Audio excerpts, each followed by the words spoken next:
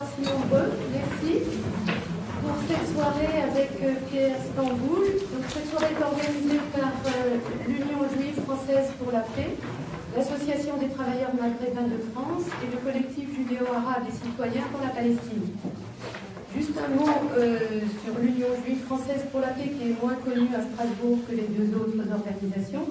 Elle est effectivement très peu représentée, mais elle est active dans toute la France et rassemble essentiellement des juifs qui combattent la politique de l'État d'Israël actuel et qui se battent contre l'occupation, contre cet état d'apartheid et contre également et pour le retour des réfugiés. Donc je ne vais pas en parler davantage, je voudrais juste vous introduire Pierre Stamboul, qui est co-président de l'UJFP, ils sont deux, depuis de longue date, je pense. Le dernier congrès. Oui, la présidence, il était avant. Il est l'auteur d'un gros livre que vous avez à l'entrée et il est prêt à dédicacer, qui s'appelle Du refus d'être complice à l'engagement. Et c'est un point de vue juif donc, sur l'apartheid israélien. Pierre, par ailleurs, revient tout juste de Gaza, où il a passé combien de temps? 48 heures. Ceci dit, ça lui a permis de rencontrer quand même pas mal de monde, si j'en juge par le compte rendu qu'il en a fait et qui est visible sur le site de l'UJFP. Donc tapez UJFP sur Google, vous l'avez tout de suite. Où il y a beaucoup d'autres choses intéressantes à lire. Donc je vous engage vivement à le consulter, il est très bien fait. Je ne vais pas te parler davantage, je vais passer tout de suite la parole à Pierre. Tu veux dire quelque chose, Mohamed? Oui, D'accord. Et je voudrais préciser que donc, le thème de ce soir, c'est 20 ans après Oslo, mais on pourra évoquer dans le débat, on pourra évoquer notamment la situation de Gaza qui est absolument dramatique. Et donc, plus personne ne parle. Merci. Oui, merci. Merci Josiane. Merci à vous, à mon tour, d'être présent. Merci Pierre d'être parmi nous ce soir. Bien sûr, Josiane l'a dit, co-président de l'UJFP, Union juive française pour la paix. Juste pour dire que l'IGFP, pour nous, ATMF, Association des travailleurs maghrébins de France, est un partenaire privilégié, important. Avec l'IGFP, nous avons mené des actions aussi bien au niveau national qu'au niveau local, mais rapidement, par exemple, au niveau national.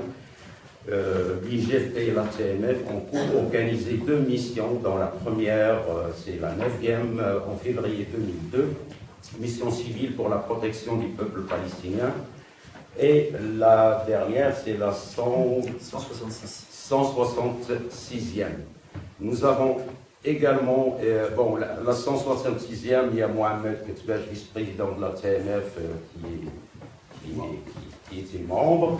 Et la 9e, moi-même, j'ai participé à cette mission, comme j'étais à Genève avec l'IGFP, avec la FDCR et avec le collectif des musulmans de France à Durban 2.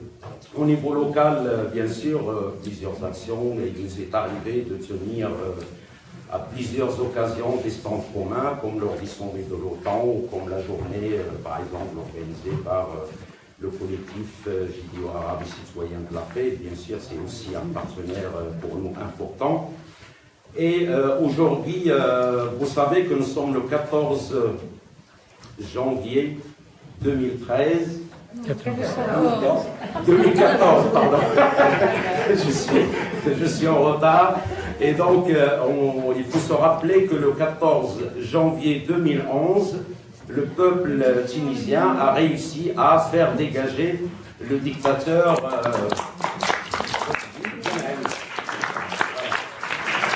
Et donc, bien sûr, un mois après, il y a le dictateur Moubarak qui a dégagé. Mais bon, je pense que le processus révolutionnaire en Tunisie est en bonne voie et je pense, Pierre peut-être l'évoquera tout à l'heure, il est important d'amplifier la solidarité avec la révolution tunisienne qui représente un grand espoir, comme il est important de soutenir aussi le peuple égyptien compte tenu de la proximité, comme on l'a évoqué tout à l'heure, Pierre l'a évoqué avec Gaza, où Gaza est enfermé aujourd'hui. Donc, juste pour dire qu'en fait, lors des soulèvements des intifadas des peuples arabes, la TMF et l'IGFP ont été à l'initiative de pas moins, plus d'une dizaine de rassemblements pour soutenir les peuples au sud de la Méditerranée pour leur émancipation. Ceci juste pour dire que pour nous, ATMF, et je pense l'IGFP, nous partageons les mêmes valeurs et les mêmes principes. Et pour nous, le droit international, l'exigence du respect des droits internationaux est un principe intangible. Et partout, nous sommes contre le racisme, bien évidemment. Nous sommes contre l'antisémitisme. Nous sommes contre l'islamophobie.